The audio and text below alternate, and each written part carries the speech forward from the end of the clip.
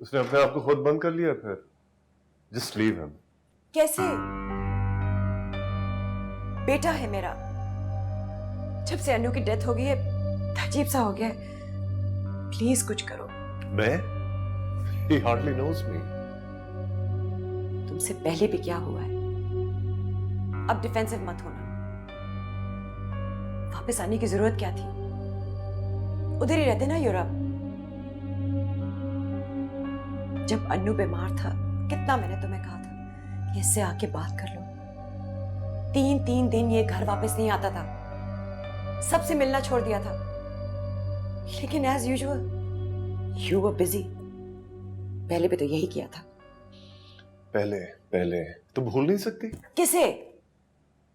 तुम्हें या तुम्हारे धोखे को?